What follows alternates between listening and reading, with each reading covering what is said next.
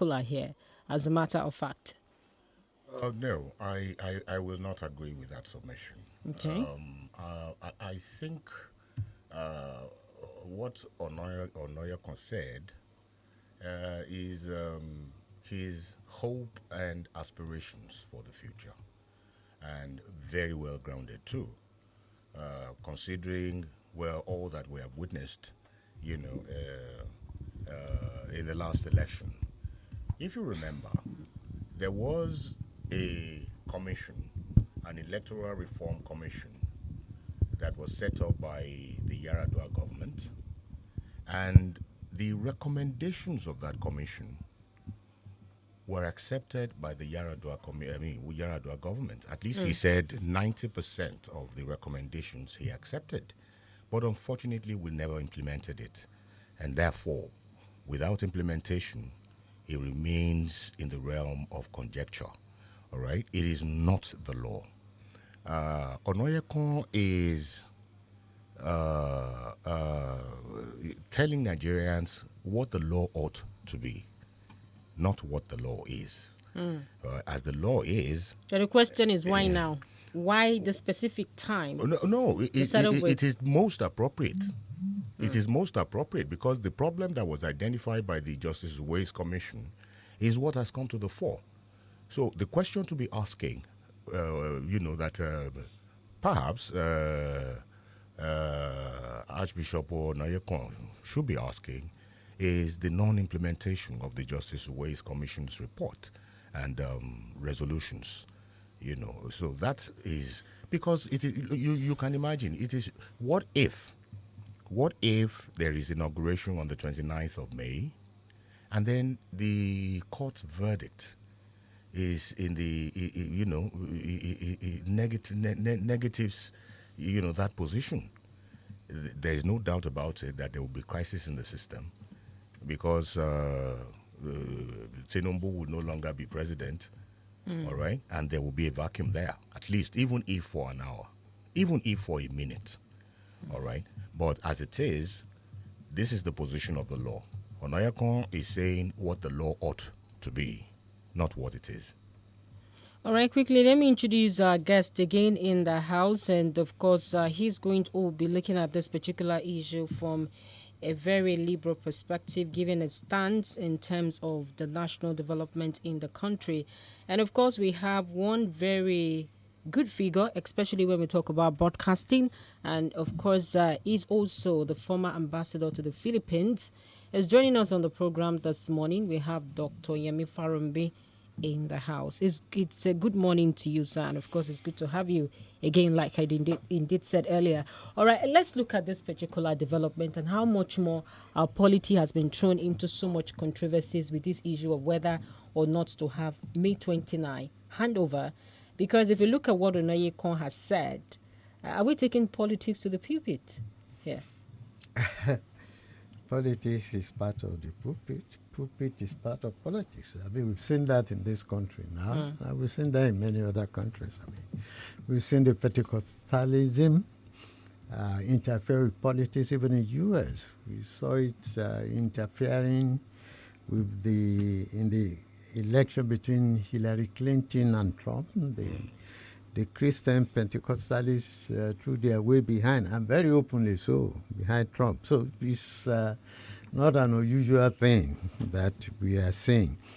The issue we're talking about is an interesting one because I tried to look at it. There's nowhere in the Constitution that said there must be swearing on May 29. Doesn't that doom crisis where we begin to talk about that particular day? Because it's a day we know, as a matter of fact, that political power must exchange hands at that particular time. That is the tradition. That is the convention. But there is nothing that says so in the law, in the Constitution. All the Constitution says is that the incumbent president will continue until there is a successor that is sworn in. It didn't say he must be sworn in on any particular day. And there are people saying it now that legally, really, there's nothing sacrosanct about May 29, except that it is a convention. And it's not unusual to have winners taken to court even when they be sworn in. Falai took Obasanjo to court. Buhari did the same. So it's also become part of our convention. We see it in governorship elections. People are declared winners, they are sworn in. It happened in Inola versus Aregbe 3 years thereafter. Inola was sent back. Although there was an attempt, there is an attempt in the present Electoral Act to reduce the time for litigation. In the past, I mean, you almost could spend all your time. Omehe was governor of Rivers State. It took some time. It took the Supreme Court to hand it over to Amechi. So what he is talking about is looking at a convention that had been established. And he is saying, why don't you complete your legal procedures and be sure that this man that is being sworn in will be there legitimately and legally.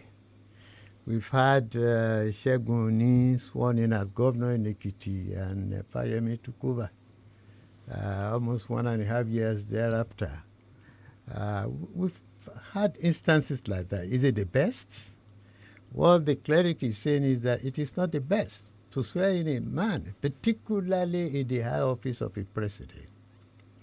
We had a situation in Kenya. They had problem with election like this, and the election was annulled, but everything was before there was the time for changeover.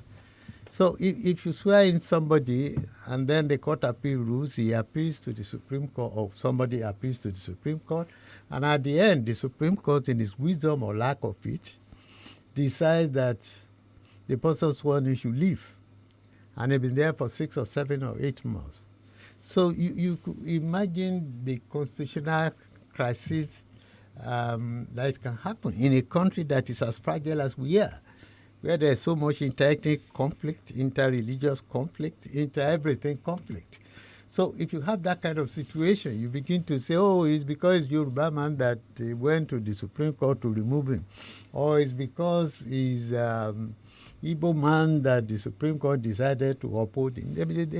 We can have problems that we will not be able to contain. That's what the cleric is drawing attention to. But as my brother had said, and it's very clear, Cardinal is talking about what should be, but not what it is.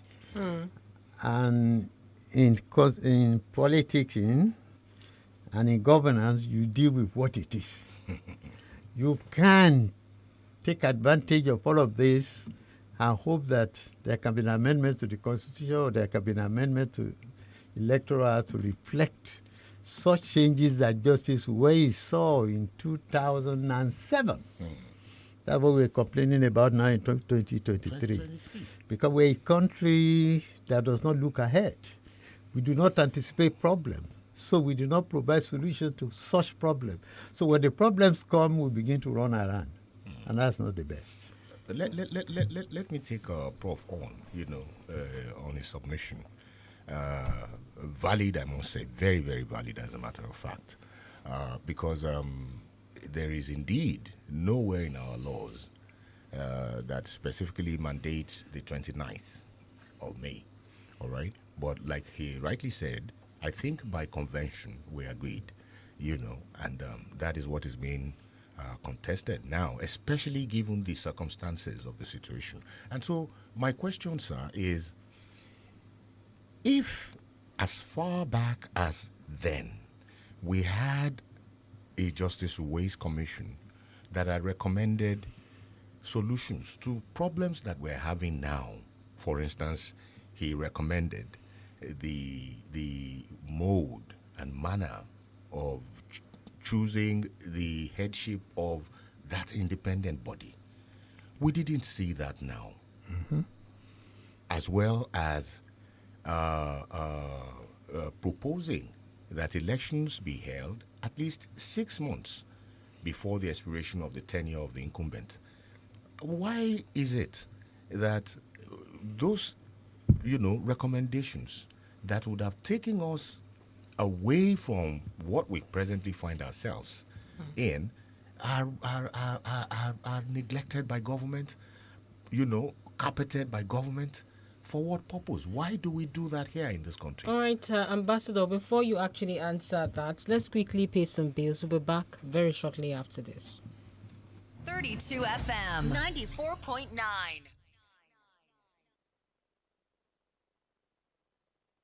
Nǹkan tí mo bá ṣe ò ní fẹ́ mi láì ní òdiwọ̀n. Ó tó gbẹ́kẹ̀lé lójoojúmọ́. Kò sóhun tí mo bá ṣe ó fi fẹ́ hàn mí. Ìfẹ́ tí kò lábàwọ́n ni ìfẹ́ ìyá jẹ́.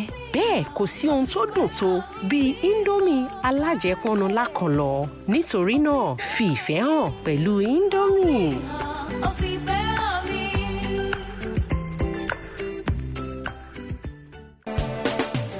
Hello there. If you're searching for a premium car hire service company with unequaled value for money, I'm glad to inform you about TDEX Car Hire and Hummer Bus Rental Services. Without being immodest, TDEX boasts of wonders on wheels for your seamless trips anytime, any day. Name your preference: saloon cars, sedan, SUVs, Hummer buses for family and group trips. Trucks and vans are also available to move goods in large quantities by haulage companies, as well as event planners and catering service providers. Our vehicles at TDEX are fully air-conditioned with premium comforts. Seeing is believing. TDEX Car Hire and Hummer Bus Rental Services Limited is located at shop number 14, Lilac Filling Station, opposite Shaki Motor Park, Songo, Ibadan. Telephone 0911-2396-123 and 0809-9899-888. TDEX Car Hire and Hummer Bus Rental Services Limited. Premium and affordable.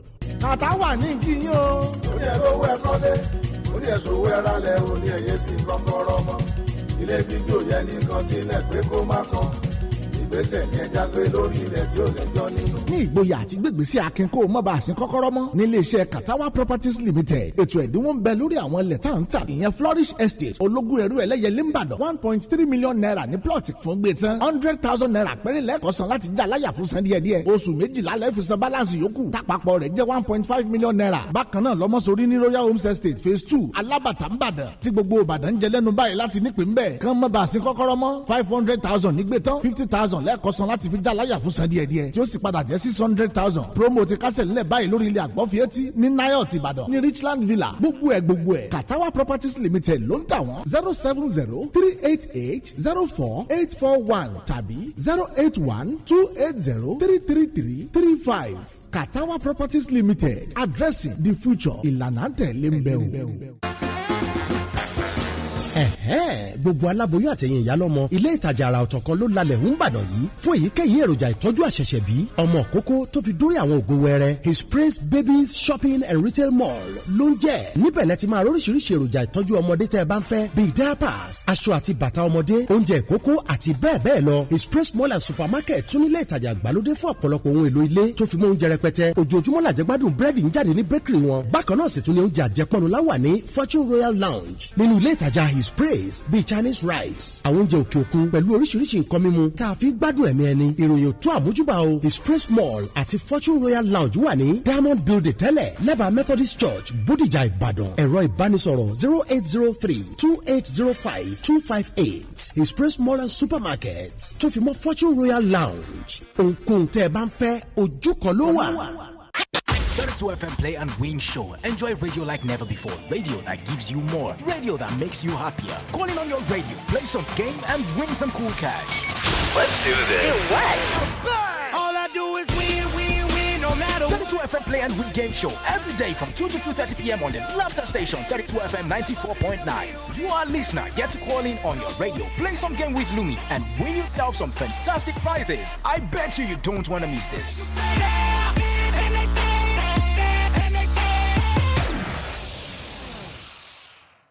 You're listening to 32 FM 94.9.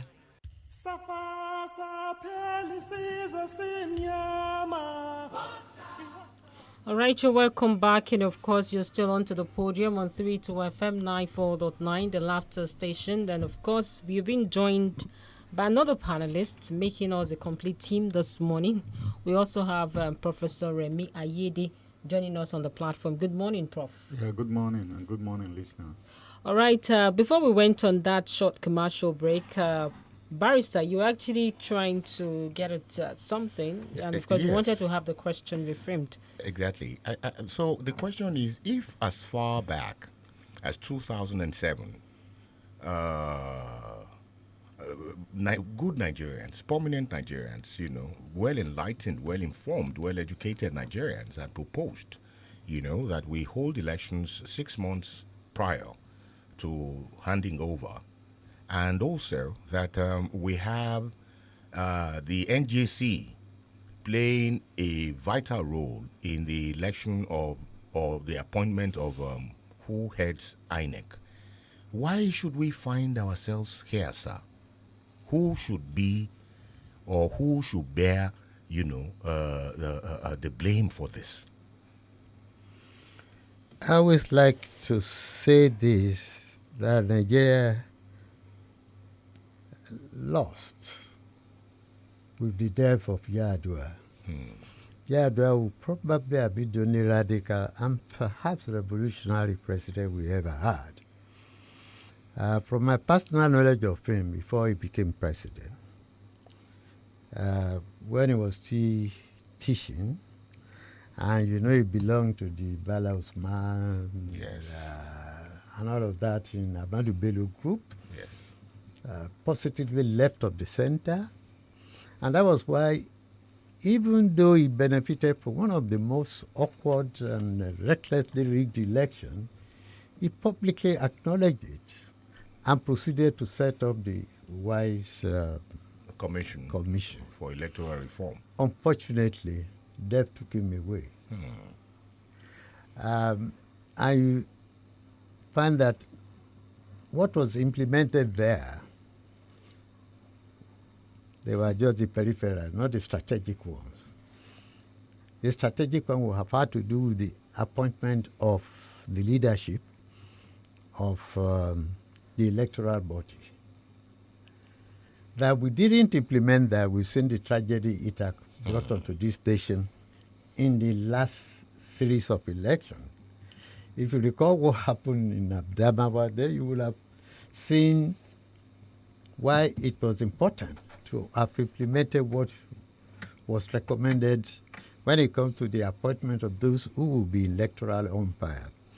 When the partisan politicians themselves appoint the umpires, what do you expect?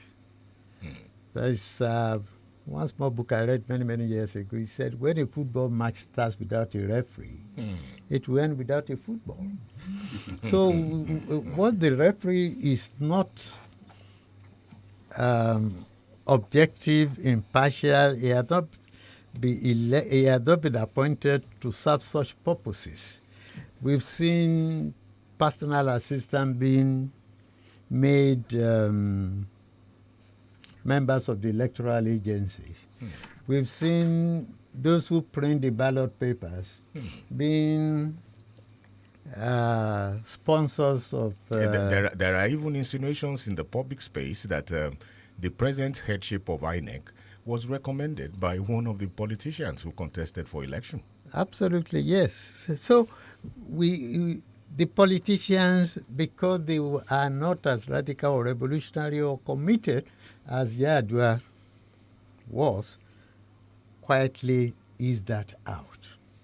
If you go back to the Second Republic, everything about the election will be concluded before October 1, before swearing. So there was no question of you are waiting in court endlessly. It suited the politicians. And so they like lacunas. They want to exploit. They want to exploit it, and that's why they never sincerely implemented the Ways Commission report. Now we have the problem on our hands. So if you are thinking of who to blame, I blame the executive. I blame the legislature, who refused to do what is right for this nation because they are not statesmen, they are politicians, they are interested in power. That was what Nayika said. He said they are not interested in democracy, they are interested in power by all means. And we have to do things right.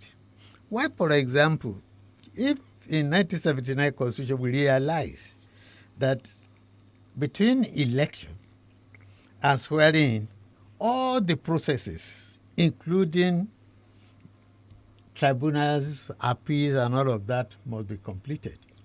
You recall that even Awolow's petition against Shagari was concluded 3 days before October 1.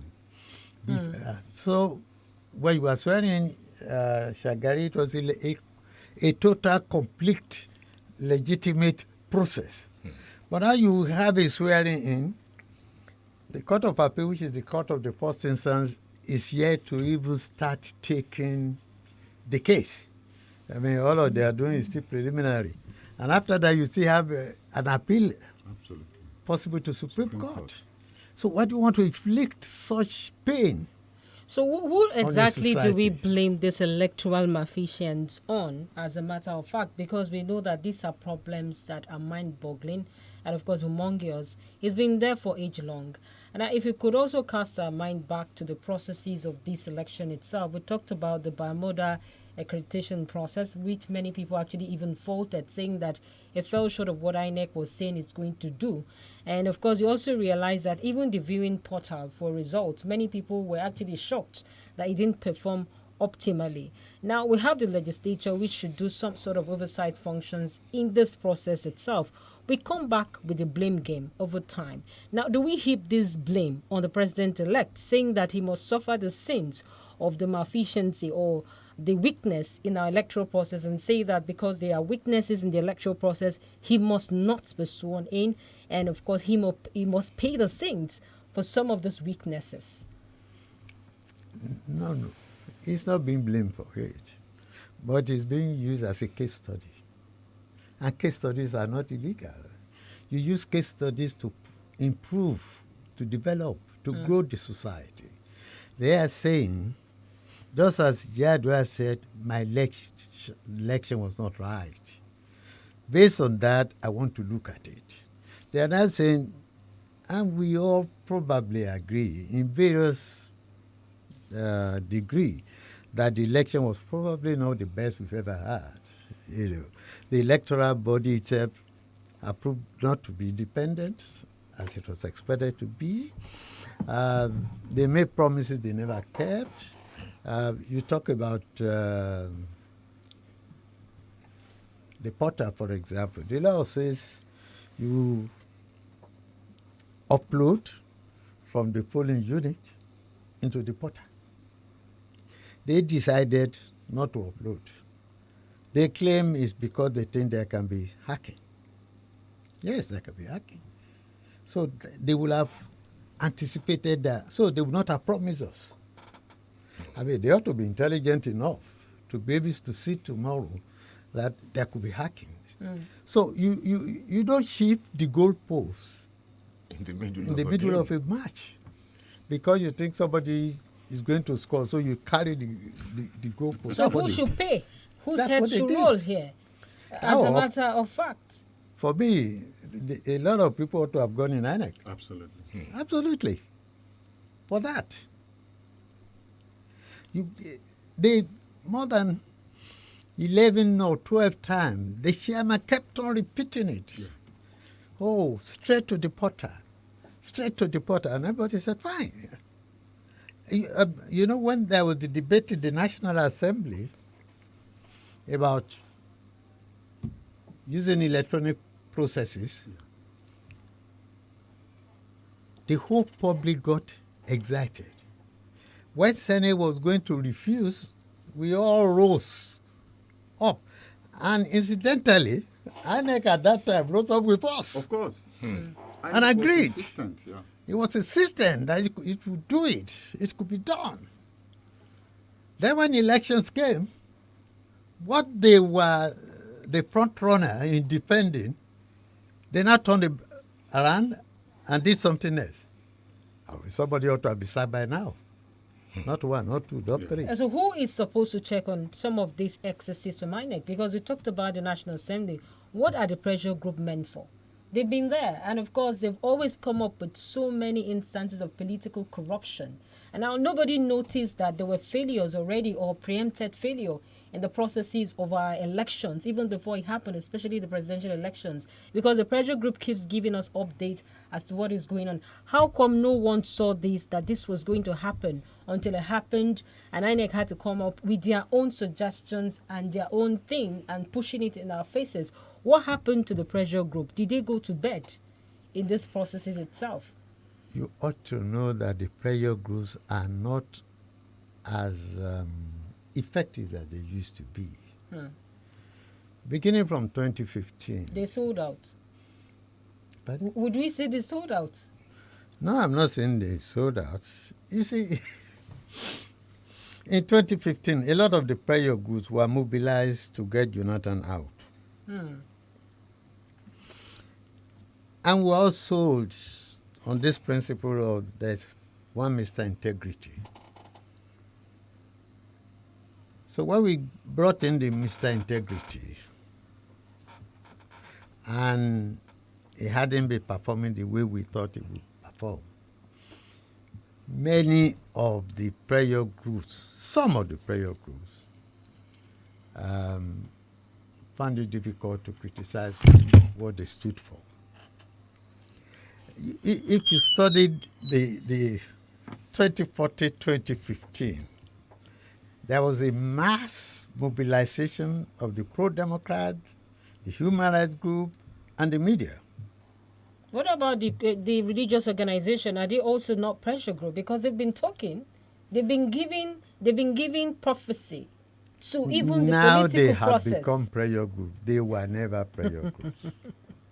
Now, because there is a breach of the convention, there are certain things that are unwritten rules, but they become convention.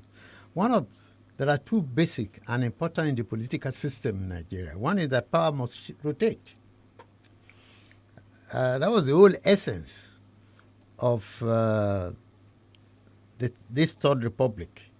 Because after the June 12 calamity, and there was even an Abacha Constitutional Conference, there are two things that Constitutional Conference did. They created the 6 zones and said that power must rotate between the North and the South and the North. And we have come to accept that as a convention. When you break that convention, the people are not happy. The second convention in this country is that you have, this is secular or multi-religious, so there must be a balance in your ticket. When a party broke that, it woke up the Christians, and said, that's not what we agreed. It had always been a Muslim, Christian, or Christian, Muslim. It's a convention. But this election perverted every known convention in this country and created the problem that we have on our hand. We have never been so fractionalized. We have never been so fragmented. We have never been so divided in this country as we are today, because one party broke the convention of rotation, the other party broke the religious balance. And now we have what we are. And then, unfortunately for us, we had an umpire that was not an umpire that was a player. Now, Prof, there is relating to what you have just submitted, sir. Particularly the regulations and guidelines of INEC for the transmission of election results to the IREV portal. There have been submissions by learned minds, relying on an old case of Can't remember, Aziza or something. Right. Barrister, maybe you have to put your thoughts together because we have to pay some bills now. Okay, let's pay the bills, and we'll come back. Yes, and of course, we're still live on Facebook. That is www.facebook.com/32FM949 Ibadan. And also on YouTube at 32FM in words, FM 949, for you to actually drop some of your commentaries this morning on the program. All right, we'll pay these bills and we'll be back shortly. Stay tuned to 32 FM 94.9.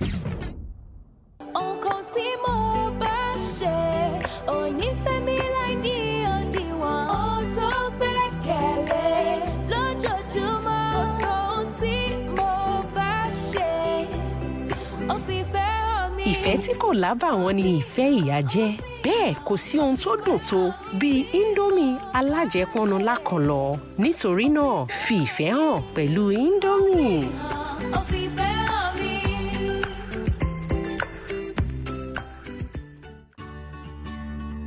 In recent times, there has been a high rate of migration into the city of Ibadan due to economic expansion. This has created a huge need in the housing market, and sometimes highbrow property can be too pricey, while the more affordable ones do not measure up in terms of standards. And this is why Lafayette Estate has the perfect solution to all these housing problems. We have 4-bedroom fully detached duplexes, 4-bedroom fully detached luxury apartments, 3-bedroom semi-detached apartments, 4-bedroom semi-detached apartments, and so much more. All located at Ode Estate, Akpata, Ibadan. Lafayette Estate is well fenced and gated with smart gates, surveillance cameras at strategic points, solar-powered electricity and street lights. For further inquiries, visit LBP Limited, 11th floor, Cocoa House, Dugbe, or call 09098843422. Lafayette Estate, comfort and affordability at your fingertips. Wow, Tommy, ó sọ pé wá gbòde mo lóde lọ́wọ́. Ṣé wọ́n ni ìyàwó ni? Táyọ̀, kí ló ti rí? Eléyìí kéré nínú àwọn aṣọ alárànbarà tí mo ti fi ọwọ́ ara mi rán. Irọ́ ni o. Pé ìwọ ló rán gbogbo àwọn aṣọ tó ń wọ̀ yìí. Níbo ló ti kọ́ ṣe aṣọ rírán? Táyọ̀, má sọ fún mi pé o tí gbọ́ nípa Riaz Fashion Academy. Àkọ́kọ́ ilé-iṣẹ́ aránṣọ tó ní àwọn ètò ẹ̀kọ́ tó tayọ nínú aṣọ rírán fún ìwọ tó tẹ̀ ní ìmọ̀ rárá nípa aṣọ rírán. Riaz Fashion Academy á kọ́ ẹ bí a ṣe ń di akọ́ṣẹ́mọṣẹ́ aránṣọ. Onísùúrù èèyàn sì ni gbogbo àwọn olùkọ́ wọn pátá pẹ̀lú irinṣẹ́ ìgbàlódé ni wọ́n á fi kọ́ ẹ bí a ṣe ń di fashion designer. Ṣé kí n já ẹ̀sìn? Kódà mo tún gba ètò ẹ̀kọ́ jára lórí bí a ṣe ń di olókoòwò aránṣọ tó dúró re. Ṣé lóòótọ́? Wo ọ̀rẹ́, èmi náà bẹ́ẹ̀ débẹ̀ o. Tara ṣàṣà lọ́rẹ̀ẹ́ forúkọsílẹ̀ fún onírúurú ẹ̀kọ́ nípa aṣọ rírán ní ojú òpó ayélujára ti www.riazfashionacademy.com tàbí kó lọ tààrà sí ilé-iṣẹ́ wọn ní Fortune Plaza, Òpópónà Àlàó Akálà Expressway, Olúyọ̀lé Extension, Ìbàdàn. Nọ́mbà wọn ni 07016249356 tàbí 08118244965. Wá pẹ̀lú àlá rẹ̀ kó sì di nínú iṣẹ́. My people, this na the tori of Zainab. Na better food she dey chop to take start her day. Come ensure her body with the ogbonge one, the Dion syrup of hemoglobin vitamin B12. She don dey kampe, ready to go. Joe, Anna. Good morning, Zainab. That na why she dey shine well for work. Abeg, pass me the script. And even for play. The Dion syrup of hemoglobin get vitamin B12 and protein to help fight anemia, exhaustion and fatigue. Just knack 2 spoons of the Dions every day and na so you go just dey sharp rapa. You fit take am direct or you fit mix am with juice. Show say you be champion. Take the Dions. To be healthy, strong and active, I say. Take the Dions. The Dion syrup of hemoglobin vitamin B12. Na the power to unleash. Make una read the product leaflet o. Exodus 2023. Àyájọ́ májẹ̀mú pẹ̀lú wòlíì Sam Olúwa lọ. Májẹ̀mú fẹ́ ṣiṣẹ́ ìgbẹ́fẹ́ fún Exodus 2023. Ọwọ́ Ọlọ́run látẹnu wòlíì. Bàbá Babájídé sí wòlíì Sam Olúwa Adámímọ́gòrò bí pàdé àdúrà yìí o. Tó mú kí wòlíì orin sẹ̀ láti ìlú Iléṣà dé orí òkè rí o. Ọlọ́run sọ pé yóò máa rántí májẹ̀mú yìí láti pé àwọn ẹni táyé rò pé dìde. Àyájọ́ ọdún ìgbẹ́ dìde. Àkórí ti 2023. No more limitation. Látọjọ́ Friday 19th May ní Sunday 24th. Ní májẹ̀mú ó ti máa bá gbogbo ohun tí kì í jẹ́ wọn ó tayọ bí tá ti bí ọjẹ́ o. Nígbà tí wòlíì Sam Olúwa Adámímọ́gò wọ́n máa fi májẹ̀mú pàṣẹ ìgbẹ́dìde sáyé gbogbo èèyàn. Àwọn olórin ẹ̀mí bí sí Aláwìyé Àlùkò. Ìlàjà Akíntúndé Ọlọ́run sọ bẹ́ẹ̀. Rẹ̀mí Lẹ́kún Ìmọ̀. Adámímọ́gò Masquire. Wákàtí nínú àdúrà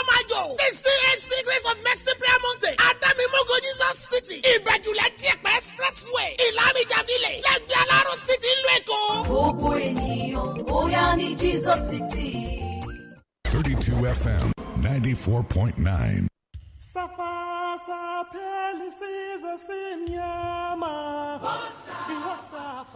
All right, you're welcome back. And of course, it's still the podium here on 32 FM 94.9. My name is GBOLABO Famous School. And of course, we have our panelists seated in the studios this morning. We have Barrister Yemi Ogunlola here, Professor Remi Ayede, and our big guest in the house, we have Ambassador Yemi Farumbi, who is also a doctor. It's great to know that you're still here. All right. Yes, Barrister, you wanted to go to something before we go back to Prof. Okay, let me crack a quick joke. Okay. You called me Yemi Ogunlola, and I was expecting you to address our guest as Yomi Farumbi, so that there will be a balance. There's a switch. There can be a perfect switch. There's a switch. Okay, now there is this position that had been pushed out by majority of the supporters of the status quo, and that is that relying on an old case of SARS and INEC, I guess, I'm not very certain now, but I think it is of SARS and INEC, where the court held that INEC was not bound by its regulations and guidelines for the conduct of elections. In other words, that INEC's discretion could override, the provisions of the regulations and guidelines for the conduct of elections. But there is a new case, a 2022 case that was decided by the Supreme Court, and that's in Access Bank against Ogboja, where the court held that the rules, regulations, and guidelines made pursuant to a principal act constitute subsidiary legislation, which the court shall take judicial notice of within the meaning of Section 122, subsection 2 of the Evidence Act 2011. And consequently, the regulations need not be specifically pleaded to be admissible in court.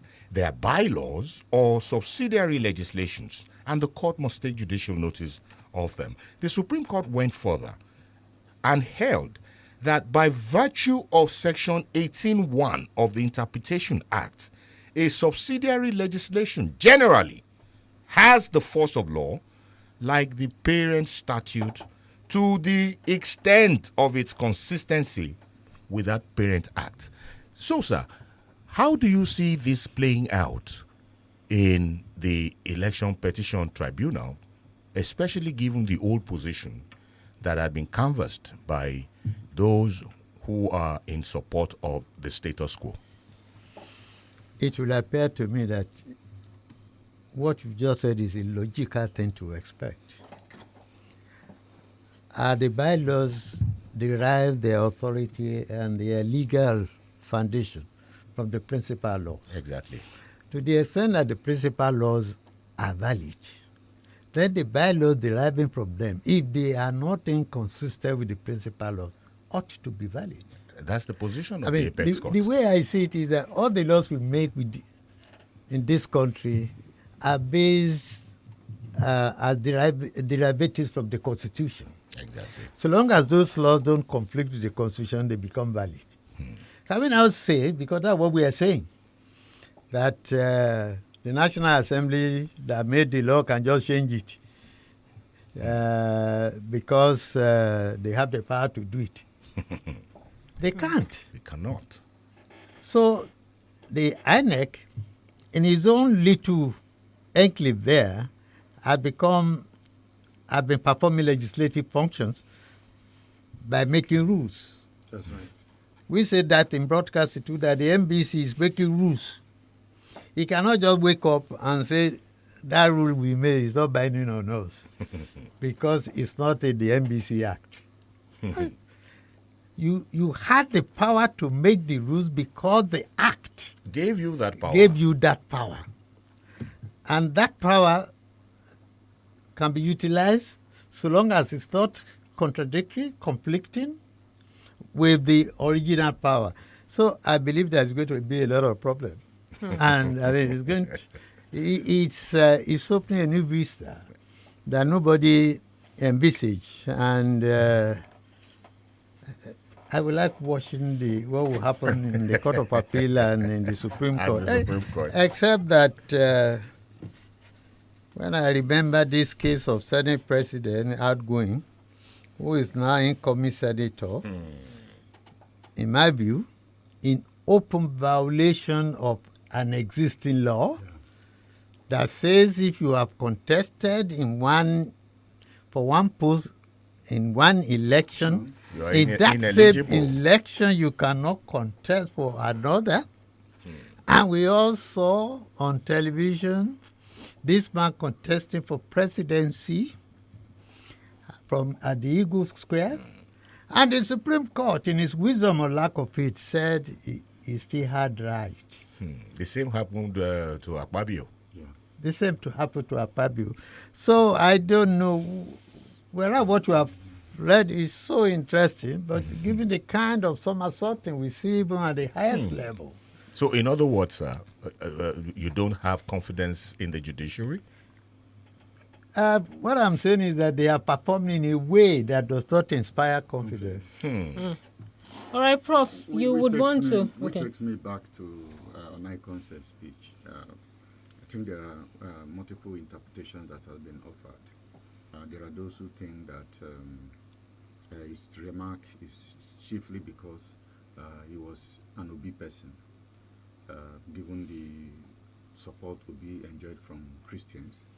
And then the second one, which also flows from the point that you have made, is really that once you allow a president-elect with a controversial mandate to assume office, once he assumes office on May 29, all the paraphernalia of the executive will now be put at the disposal of the court case that he's prosecuting. Can twist the judiciary, he can twist the security agency. So he has so much resources at his disposal, which in a sense justify what Onaiko is saying. But have you taken a close look of this, the earlier interpretation that, I mean, Onaiko, if he was to be a Baptist, that he won't make that statement? I think it is an assumption that the cardinal is an Obi man. It is an assumption. It is unproven. And because I know that what the Khan did say was that Christians should vote according to their conscience. And I remember that Bishop Kuka was, in fact, the person who articulated the position of the Christians of this. So there was not a Khan definite position that you must only vote for Christians. There was not one.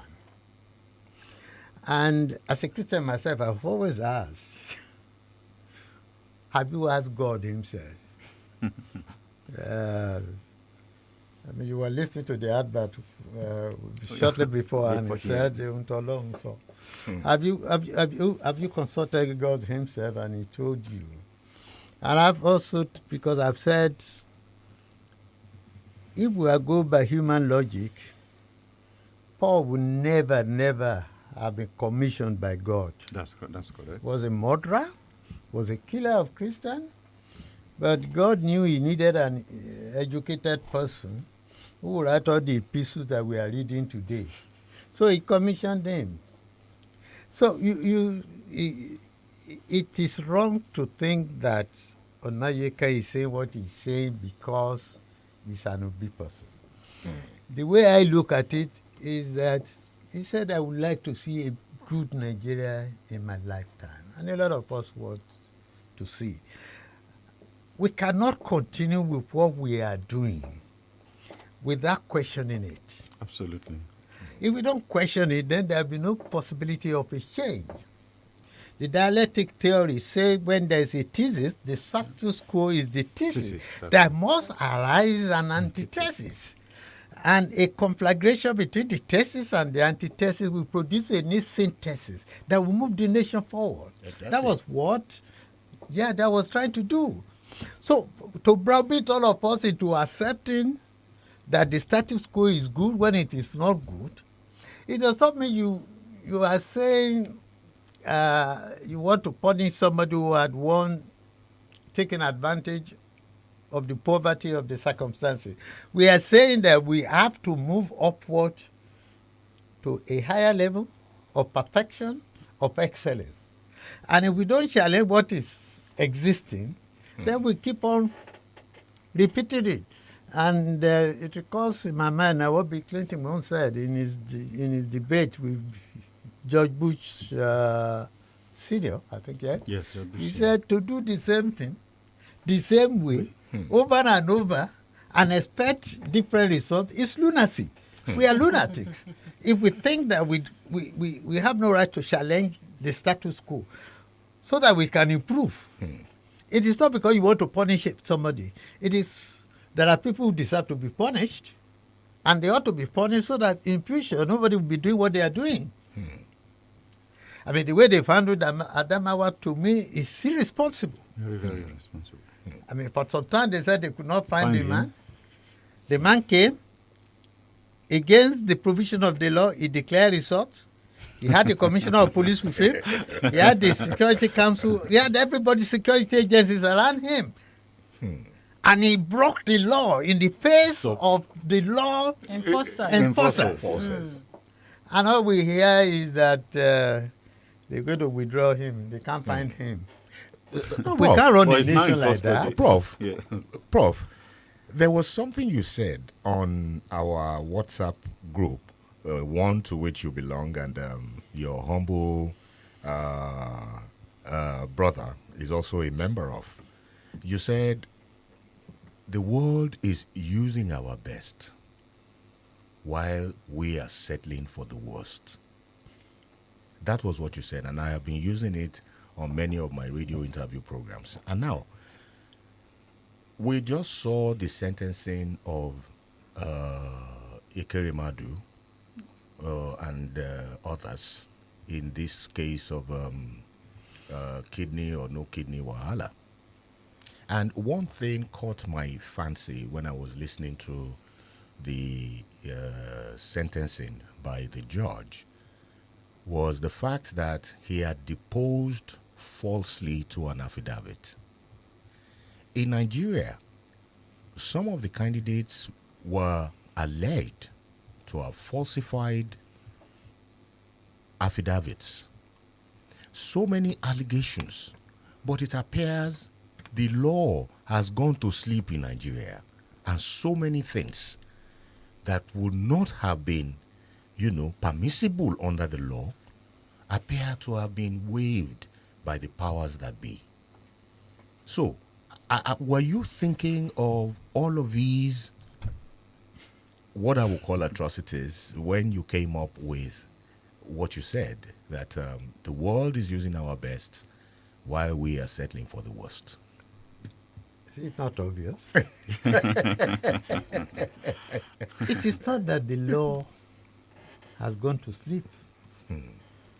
The law in itself is inert. It becomes only active when somebody is enforcing the law, somebody is protecting the law, somebody is promoting it. But when the law enforcers have gone to sleep, or are party to breaches of that same law, then of course the law is not even as good as the sheet of paper on which it's all right, Ambassador, I want us to go back to this elections itself. 25% vote, it's an issue and of course a stake here.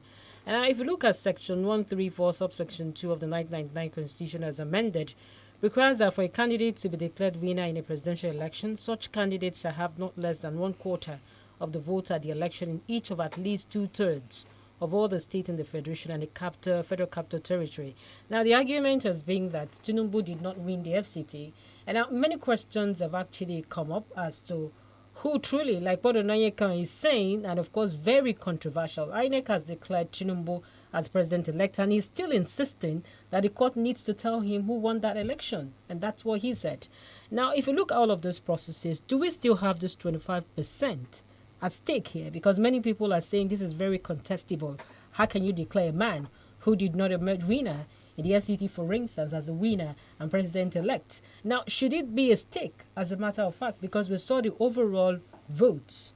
Of course, he pulled the first from what INEC released itself. Should that still be an issue, looking at the provisions of the Constitution here? I'm not a lawyer. Definitely. When it comes to law, I'm not learned. But me too. But we have only one learned. Yeah.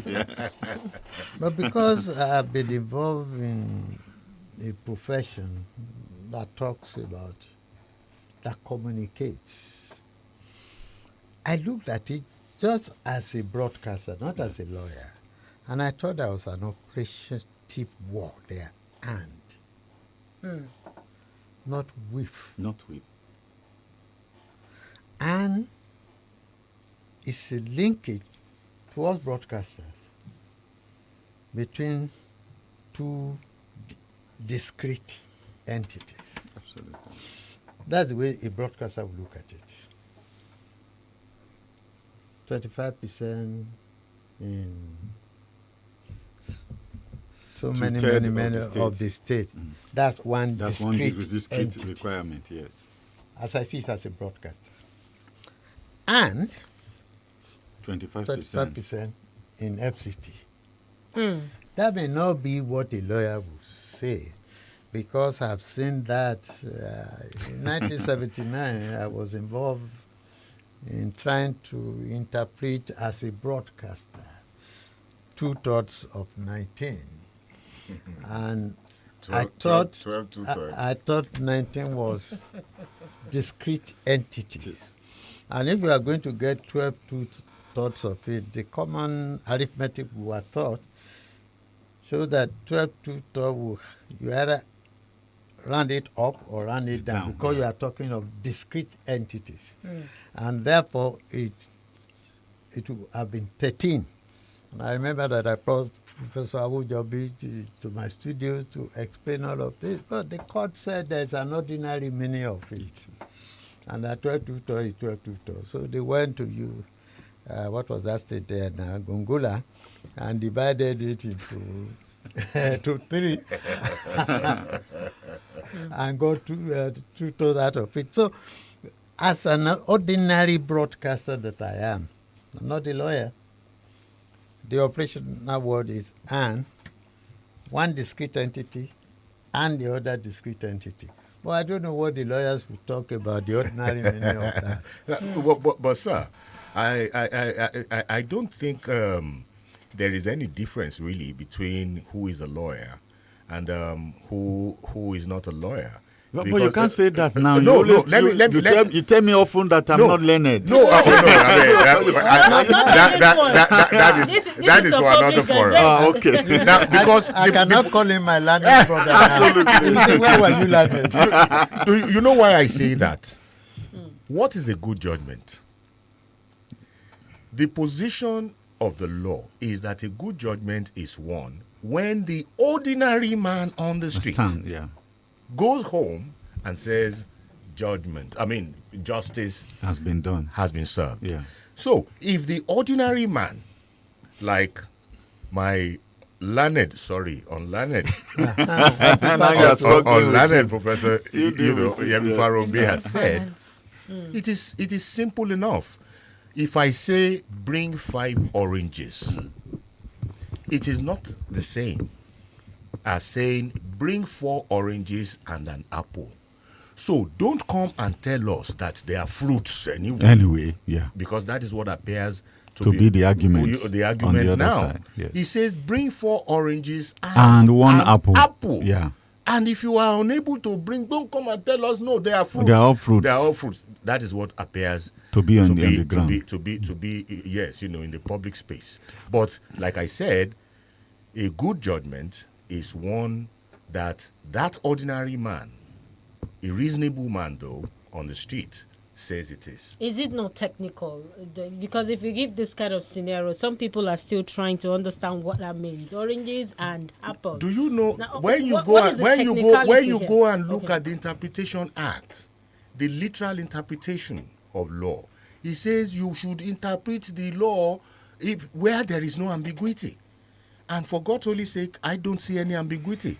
Yes, but so- the which is the point that Dr. Farumbi has made, that those who argue that we insist that whether we think that this is the correct interpretation or not, what the Supreme Court says will stand. Oh, And definitely. they have confidence that the Supreme Court The will say Supreme, they are Court, all the fruits. Supreme Court has held in Obasanjo against Obasanjo Buhari Buhari. that getting 25% of Abuja is mandatory. And if you look at the reasoning, the reasoning that probably informed the drafters of the Constitution, Abuja is the seat of power.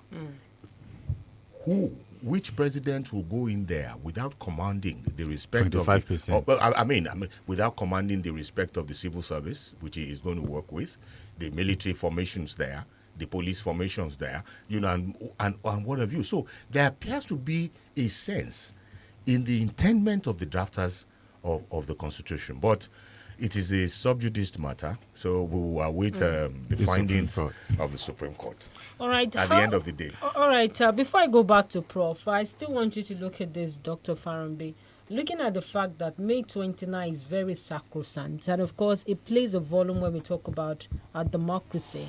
Now, if we see as a matter of fact that there are a lot of booby traps, and of course, these booby traps has to be removed, and the principle of rule of law must follow, and all sides must be settled in these processes.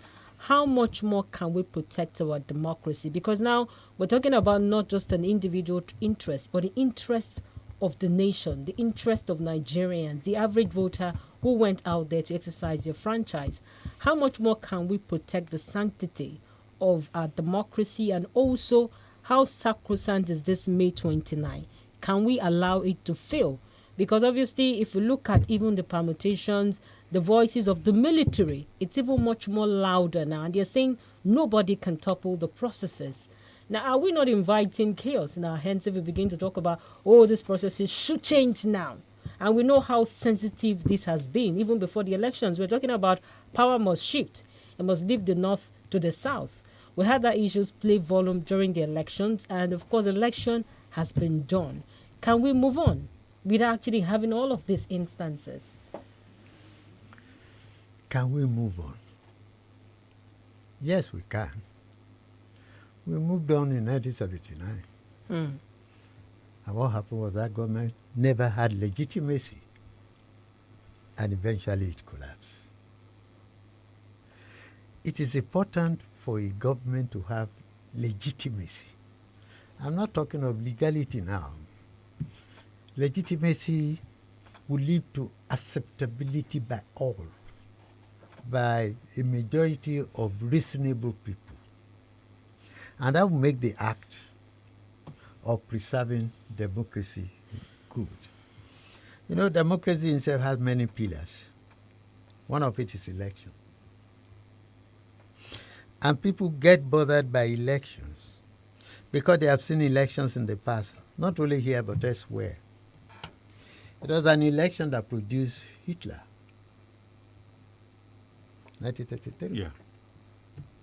It was an election that produced Mussolini. You can also say an election produced Roosevelt.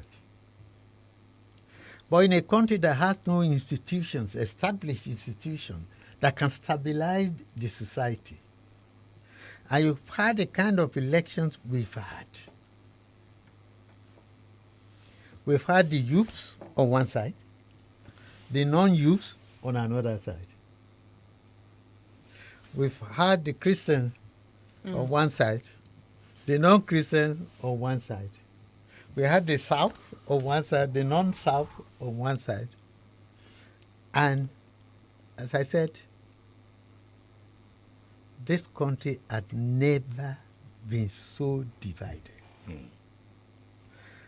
And you must begin to think of, how do you unite all of this without what Peter Tosh would call I want? He said, I want no peace, but I want equal rights. And justice. And justice. You cannot have peace unless you're going to have the peace of the graveyard without justice.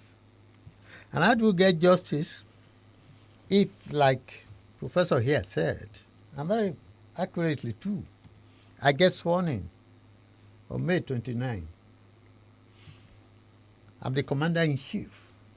That puts me in charge of all the military forces, all the security agencies, including having a leverage. I mean, Buhari had demonstrated that on the Supreme Court, because they know I can invade their premises at night. So, how do I guarantee that after the sacrosanct swearing in, that justice will be meted out to those who believe they are not happy? And they are doing the legitimate thing. How justifiable can election be without all of these instances of anomalies? How justifiable? Because we've seen instances where we've heard all over the world, you can't have an election that is not tainted, at least some little bit of anomalies and the rest. Now, can we have a process that is totally free and fair? Looking at the world view. We're human beings. And all of this you are talking about are human organizations. Human beings are not 100% perfect, so human organization cannot be. But there is a minimum acceptable, not only to all, but universally. Trump was complaining about his election, didn't he? But he still left because the majority of people accepted that that election to reasonable people is reasonably free and fair. Nobody talks about being totally free and fair. It's not possible. I mean, you have how many polling units in this country? One person will make a transgression. If that person had made one transgression, then it's not be totally free. But would we say because of an error in one polling unit out of about 177,000 polling units, that one transgression in one, because of that we should hold it down? No. But when you begin to see that in 49% people think that this thing is not okay, then it has not met acceptable norm. And what we must seek to do as a country that calls itself the giant of Africa is to be the pace setter. We should be the one that others should be copying. We should be the one that, you see, that's why I laugh. I mean, when they have elections somewhere in Africa, they send Jonathan to go and look at it. They send all of them to go and look at it. I said, in his own domain, we've not been able to produce an acceptable. So we are not looking for what is not achievable. We are not looking for a utopia. No. We're looking for a minimum standard that is acceptable all over the world. And I think, sir, with due respect, that your submission really accords with the law. Because if you find, the grounds upon, most of these petitions, the law requires substantial compliance. Absolutely. So, not total. And I was going to add that we have election observers all over the place. Domestic election observers, foreign election observers, and they all made their submissions concerning these elections. In fact, many domestic observers raise a lot of issues concerning the role of INEC. I mean, you have a situation where the IRF portal that was not uploaded, that's a systemic problem with the election. It's not something that happened in a corner. It's a pillar. Absolutely. And given the case, that I cited earlier, the Access Bank and Obuja case, it is not something that can be waived. It is not something that INEC's discretion can override. The Supreme Court says it is law, and when it is law, it is binding on. But like I said earlier, I think everything is left to the Supreme Court. The whole world is watching what they finally come out with, as their finding. And a lot more will, of course, depend on the lawyers, too, how they present their case. In fact, the observers insist that the Supreme Court will take a very close and deep look at the petition. I am very sure that our justices will live up to the bidding, because the whole world, the focus is on the Nigerian judiciary. Yes, I was actually going to say, is there a precedent for that? But before we actually talk more on that development, we still have more bills to pay. We'll be back shortly. Stay tuned to 32 FM 94.9. For your luxury and executive car hire service to any destination of your choice, choose E&S Ride. Executive and Safe Ride is the best choice when it comes to transportation service. We offer airport pickup and drop-off service, train station pickup, drop-off service, intercity and intracity service. We also render pay-per-hour services. All our vehicles are fully air-conditioned with our professional drivers, pocket-friendly price, excellent customer service. Yes, E&S Ride, Executive and Safe Ride is the best choice and comfort transport service. Contact us number 91, Idito Bus Stop, Eleyele, Sango Poly Road, Ibadan. Telephone 080-6583-6925 or 081-5901-8883. Email us at akimex23@gmail.com. Powered by Akimex Integrated Investments Limited. E&S Ride. Save luxury and comfort.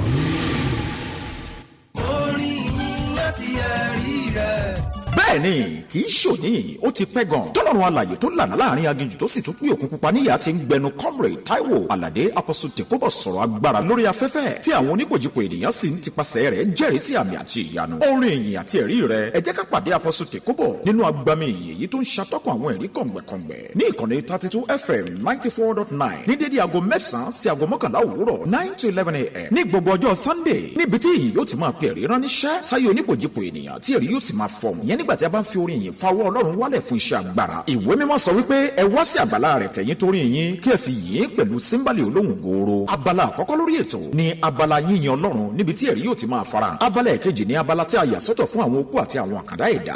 Abala ẹ̀kẹta ni abala ǹjẹ́ ìwọ mọ Bíbélì níbi tí a ó ti máa ṣe àtúpalẹ̀ ọ̀rọ̀ nínú Bíbélì yálà láti inú èdè Hébérù tàbí Gíríkì. Ìpàdé dọjọ́ Sunday ní aago 9 sí aago 11 òwúrọ̀ lórí ìkànnì 32 FM 94.9. Comrade Taiwo Aládé Apostle Tèkóbọ̀ ti wà ní 32 FM 94.9. Orin ìyìn àti ẹ̀rí rẹ̀ ìwọ lẹ̀rí kàn. You're listening to 32 FM 94.9.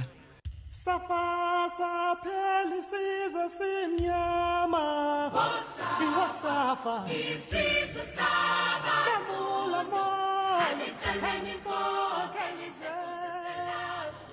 All right, you're welcome back. You're still on to the podium. And of course, we're still having this conversation talking about May 29 countdown and so much controversies that have actually come up as a result of this development itself. It's still 32 FM 94.9. And my name is GBOLABO, Famous School. And we still have our panelists in the house, Barrister Yomi Ogunlola, and of course, Dr. Yemi Farumbi, and equally Professor Remi Ayedetu with us in the studios this morning.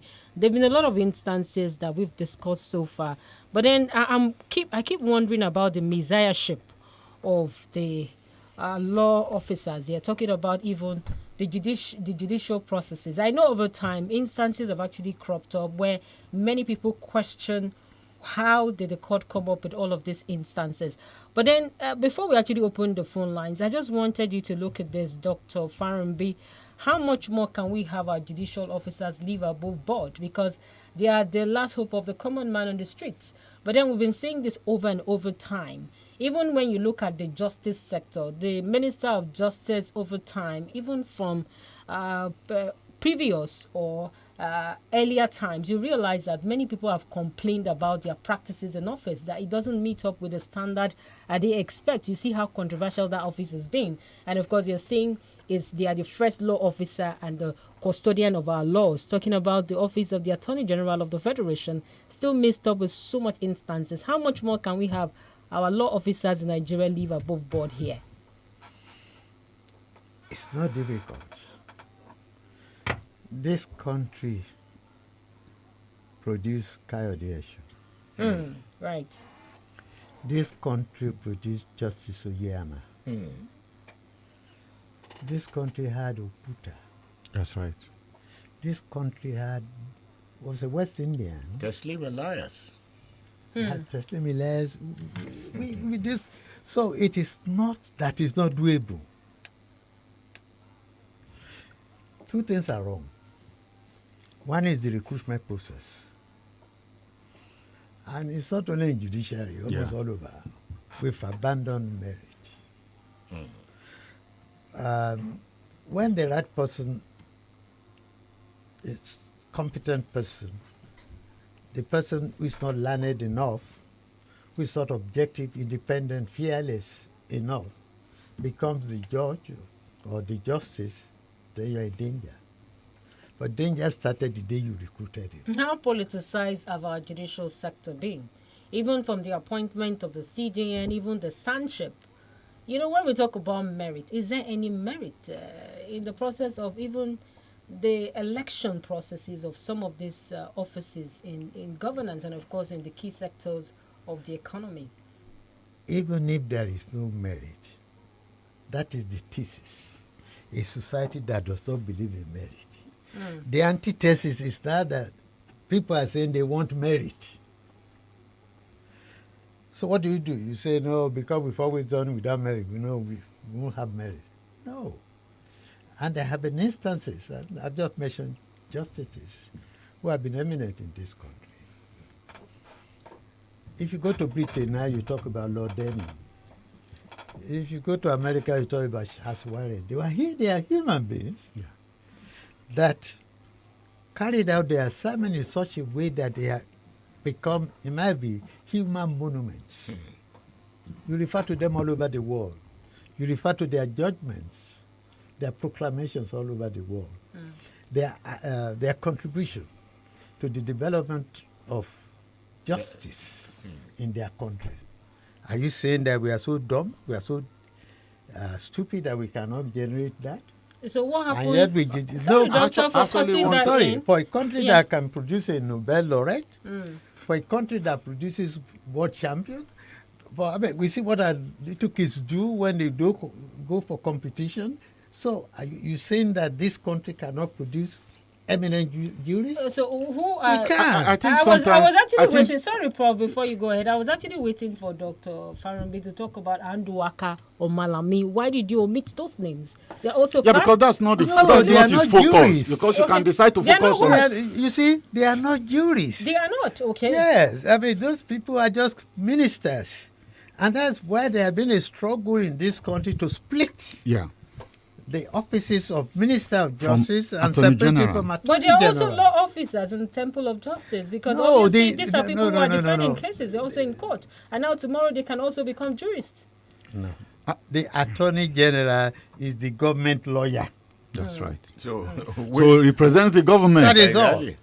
Wait until he gets to the bench. Absolutely. I think one question I really want to ask is that sometimes when we are looking at these things, there's character and there's merit. Because sometimes we confuse merit with character. Because some of these people we are talking about, it's not as if as judges they don't know the law. They don't. It's a question of at critical juncture when you are under pressure, when there's the billions of naira on your table, what decision do you take? And I think you must separate character from the question of merit or of competence. Professor, I see character as an element in merit. Great.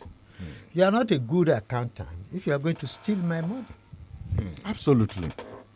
For you to be a good accountant, you have to be good in the books.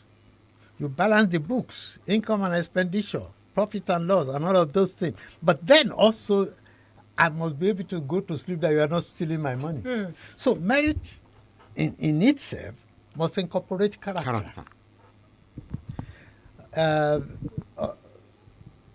Although in this country, sometimes we isolate character and worship it. Absolutely. And forget about the other dimensions of it. of marriage. All right, Doctor. But we have to integrate. Yes, we'll actually come back more on this because we already have the phone lines buzzing. But let me just quickly read out the numbers. They're 070550949 or 08097,949. I hope you got that. 070550949 or 08097,949. And do remember that if you're also listening to us internationally, you could call us through this number +234 90 949. All right, let's take the first call. Hello, good morning. Hello, good morning. Good morning, please. What's the name and where you calling us from? This is John Olarewaju from Ogunpa. Okay. I greet our Abba in the studio. Dr. Farombi, good morning, sir. And the Professor Edi and the barrister, Ogumola. You are doing very well, sir. Thank you. So, and you have done a justice to so many issues.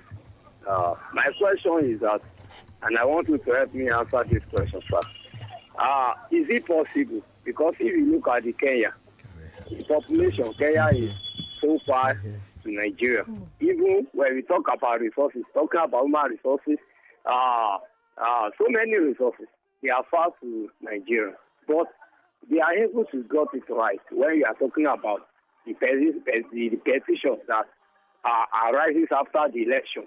Are they able to even go to the Supreme Court before the swearing in? Can we ever have the same thing in Nigeria before the swearing in? That we can able to finalize every petition that may arise after the election. So if possible, can we able to draw little pattern that make it possible for us? Thank you and good morning. All right, thank you so much for that question. I guess that is for Dr. Farombi. Doctor, do you want to react to that? No, Barrister, Okay. Okay. If we comply with WASTE's recommendation, election 6 months before swearing. Okay. So we ought to have completed election by December last year. Yeah. So even if we are going to go from tribunal to Court of Appeal to Supreme Court, or from Court of Appeal to Supreme Court in the case of the president, we will have finished that in 6 months. But because politicians like creating lacuna, so they prefer to do the election, if possible, in April. So that when there is confusion, they will say... All right, we have another caller here. Hello, good morning. Hello, good morning. Professor Samia Yudis from the Department of Political Science, University of Ibadan. Yeah, I know you too. I can recognize that you need to be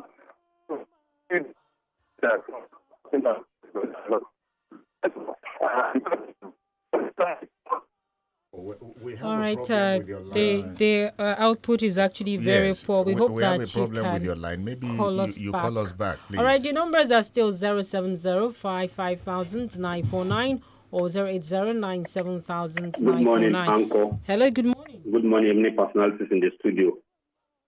I actually want to direct my question to Barrister Ogunlola. He made, I'm Durotimi Oweye from Akobo.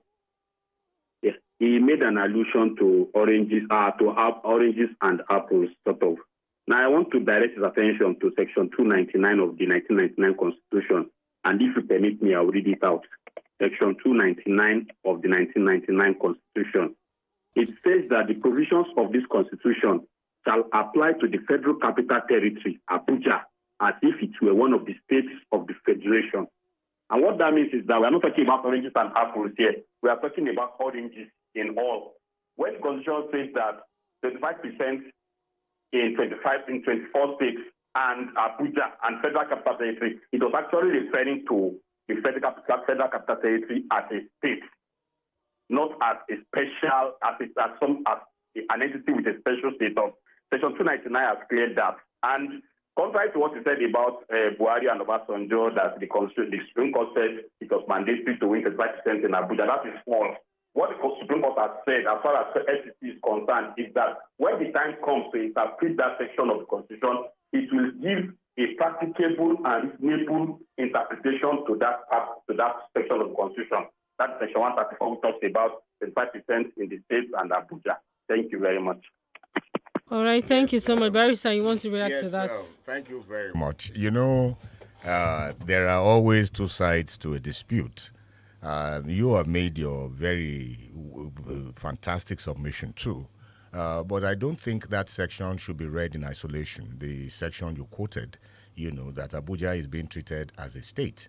If it is being treated as a state, it will be, perhaps for the provisions that come before that. I know that issue came up when the people of the indigenes of the Federal Capital Territory wanted a minister, and some issues arose along that line.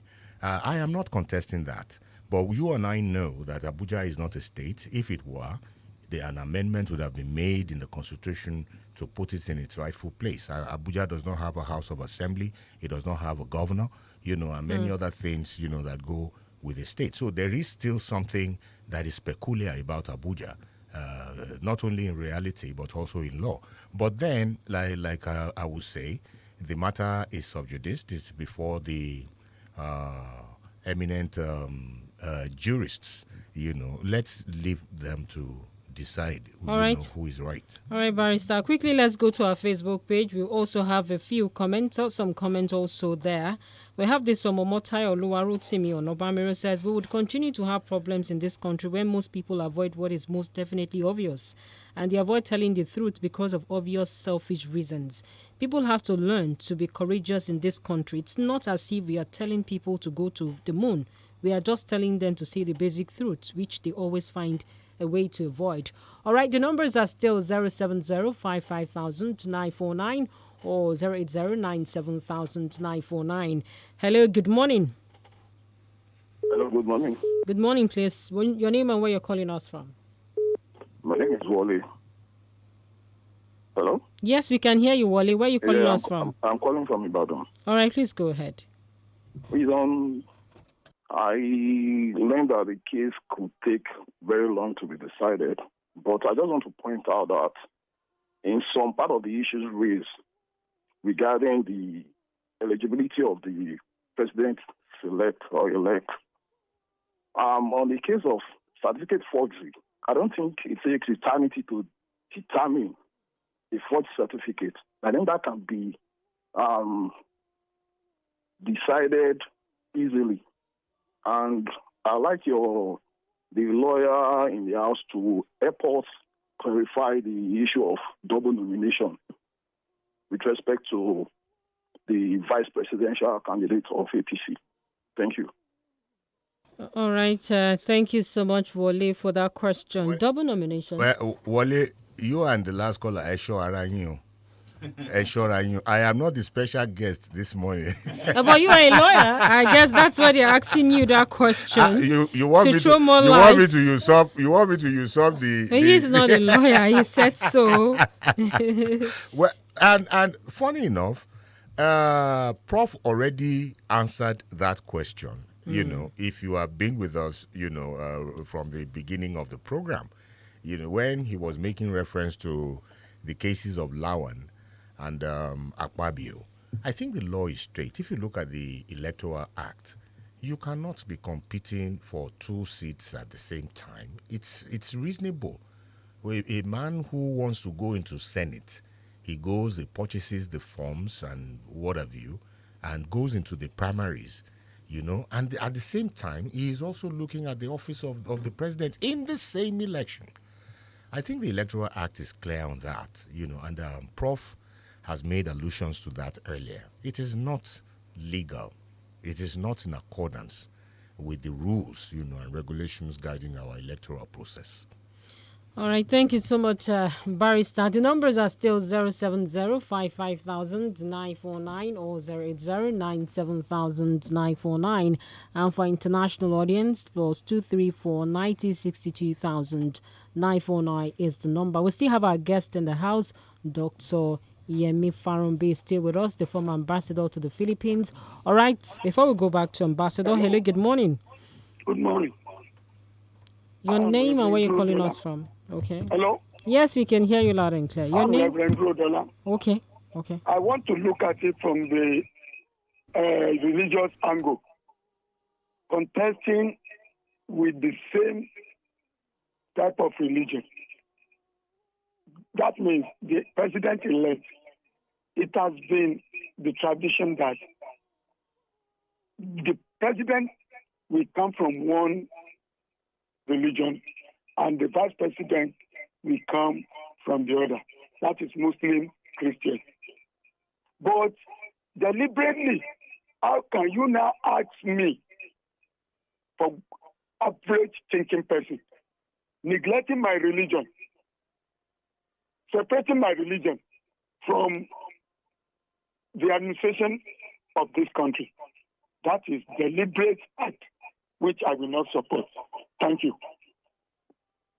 All right. Thank you so much for bringing that up too. But we are hoping that we will not be divided based on our religion preferences or religious preferences. Yeah.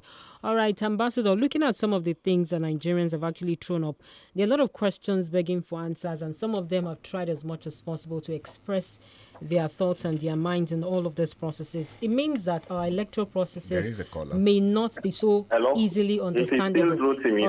From Akubo. All right, go ahead.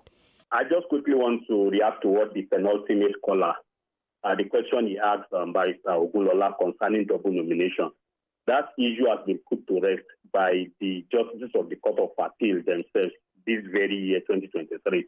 And what they said, it was a case between where the PDP took the APC to court because they alleged that somebody had a candidate, an aspirant who became a candidate at double nomination.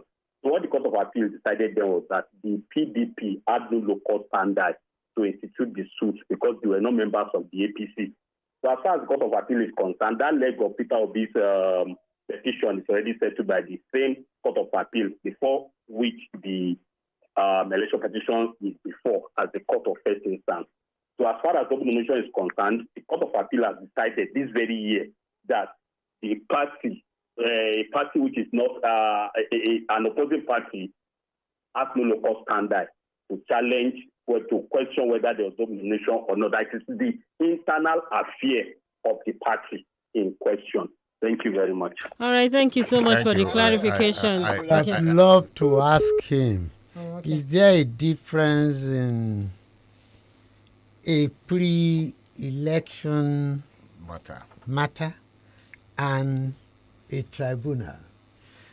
The fact that I cannot challenge you as APC because I'm not your member in the selection of your candidate. That's right. But when it now comes to it, an election petition, is it still the same as that one?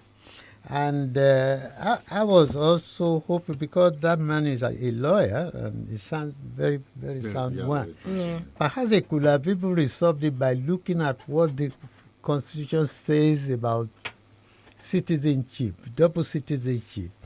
When can somebody with double nationality contest? If he's a citizen by birth, or if he's a citizen by registration, I mean, those are the kind of things I thought would assist the people more. Yes, but we will not be doing the job of the court. No, then we will be doing what we have already said, committing contempt. All right, Ambassador, I also want you to also look at the aspect of understanding the electoral process and how much more Nigerians can understand the simple dictates of what the law requires of them when it comes to their responsibility in the electoral process, because some of them appear to have been taken by shock. What is going on here? Why is this thing not operational? Should the National Assembly, I don't know what they need to do with their oversight. Do they need to talk more to their constituents as to understanding what the electoral process intends to do? Because they keep talking about constitutional amendment, and I'm wondering how many of the people at the local level participate in the process of amendment. Now, do they even understand the law to say they want to also have an input in all of this? Let me say this.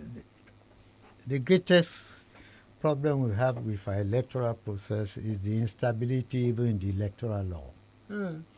That sometimes even people of my own profession, reporters, will be talking about this last election.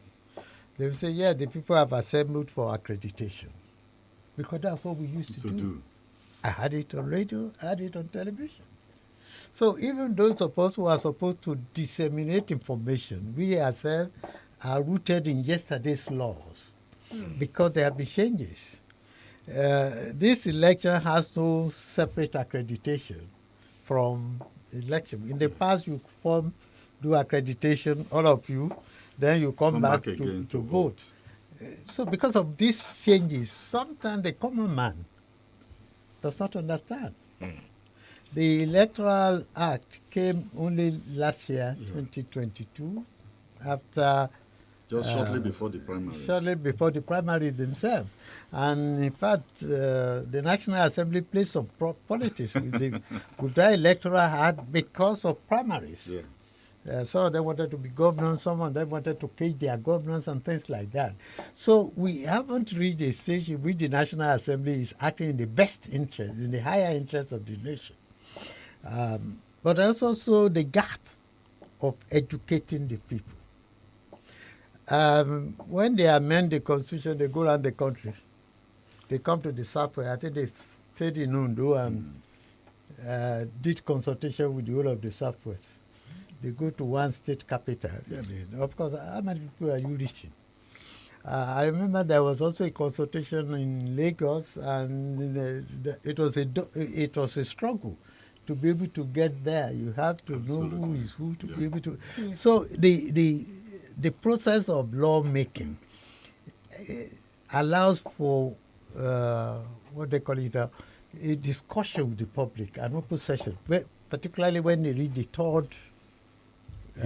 The first, second, the third reading is supposed to be a discussion and interaction with those who will be affected. But one thing I know in this country is that we are not interested in what affects us until the thing affects us. It is when it begins to affect us that we begin to say, why did they do this? But when they were doing the law, we were not interested. We don't show interest. Even the media itself doesn't show enough interest. Because if they don't show enough interest, then they cannot inform the people about what is happening. So the media has to do a lot more. They have what they call a national orientation agency, which is supposed to do some of these things, but is dead completely because they are underfunded or not funded at all. Wow. Or they had no role to play. There are public enlightenment sections of the Ministries of Information. They are doing nothing. Even in days of the white people, they will take a film, a John Wayne film, and after they use the film to attract the people, and they watch the film, they stop midway, and then they explain one government policy, one government act. All of that is not done. It's as if we are not, the people are no longer relevant. All right, Dr. Farambi, we actually have a caller here again. Hello, good morning. Hello, good morning. Do we still have a caller? All right, the numbers are still 070. Our time is actually fast spent. 070-55,000-949 or 080-97,949. And of course, for international audience, +234 90-62,949. Hello, good morning. Good morning. My name is Rotimi Woye from Akobo. All right, please I go want to react to what Dr. Emi Farumbi, our father, talked about citizenship the other time. Now, the reason why 32 FM is the first on almost everybody's dial in Ibadan is because it is a very, very informative radio station. Now, sections 28 and sections 137 of the Constitution deal with what Dr. Farumbi asked the other time. Now, contrary to what most people believe, the fact that one has dual citizenship does not actually disqualify. Section 131, let me start from section 28. I'm sorry for sounding legalistic, but this is a legal question. Now, Section 28 of 1990 Constitution says that subject to the other provisions of this section, a person shall forfeit forthwith his Nigerian citizenship if, not being a citizen of Nigeria by birth, he acquires or retains the citizenship or nationality of a country other than Nigeria, of which he is not a citizen by birth. Now, we go to Section 137, which actually talks about the disqualifications of somebody for presidency of Nigeria. It says that a person, Section 137.1 says that a person shall not be qualified for election to the office of president if a, subject to provisions of Section 28 of this Constitution, which I've just read, he has voluntarily acquired the citizenship of a country other than Nigeria, or except in such cases as may be prescribed by the National Assembly, he has made a declaration of allegiance to such other country. Now, the question is that the only person that can be affected by this provision is somebody who acquired citizenship in that country, but is not a citizen of Nigeria by birth. For instance, let's use, for the sake of hypothesis, let's use Bola Ahmed Tinubu, for example. If we all agree that Bola Ahmed Tinubu is a citizen of Nigeria by birth, and he's acquiring Guinean or Guinea-Bissau citizenship does not disqualify him. It is only if someone is not a citizen of Nigeria by birth, but now goes ahead to acquire the citizenship of another country, which it is not his country of birth, that disqualifies him. Section 28 and 137. Thank you very much, sir. Dr. Emfarunja, our father. Thank you. I hope those lawyers in the tribunal will pay you. Well, because we are not here to discuss that issue, I probably will not give a response to what you have said. I take that as your own submission, which you are, of course, entitled to. All right? But like we have said here, it is a matter sub judice, and our justices are there to look into it. All right, we have another caller. Hello, good morning. Hello, good morning. Okay, the numbers are still 070 55,000 949 or 080 97,000 949. Or from the international scene, we also have you. You can actually contribute. +234 90 62,000 and of course 949. Barrister, you wanted to say some things. Yes. I have a question. Just maybe before we round up on the program. I don't want Prof to go without asking this question, especially because he has been a diplomatic agent of the highest rank, an ambassador to Pakistan, I guess. No, to the Philippines. To the Philippines, And so we have an issue in Sudan. And there's been so much, said about the level of preparedness for such emergencies and the actual role that the government has played in the evacuation of our children from Sudan. I just want to ask your assessment of the situation, being one who has been in such a position before and who knows what it takes, in situations like this. So I just want your position. Honestly, our handling of the matter is tragic. I expected that the Nigerian embassy there ought to have foreseen. Because even those of us who are not there, who are reading the event there, the conflict between the army and the militia, we knew that it's going to reach a point. There could be that possibility. Yes, that you have to withdraw your citizens. And you will have noticed that the Americans and the European unions, who are the protagonists in this matter, negotiated for a truce so they can move. And they moved all their diplomats. What were we doing? We are waiting. We are looking. So, and this is because, again, I'm sorry, I say this often and often, our recruitment of diplomats is not the best. This is the only country I know you are appointed an ambassador and you are assigned to a country and you are not given a mandate. There must be something Nigeria wants from that country. And they give you a mandate. In these 3 years, this is what we are expecting, economic, cultural, political, or whatever. But we don't. So even when you come back, there's no debriefing. You don't go back to your home. We get everything wrong. So our embassies, in my view, they were not active enough.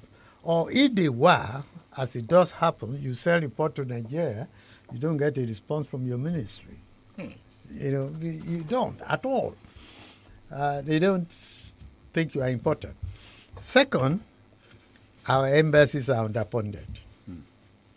We have a large scale of movement to do.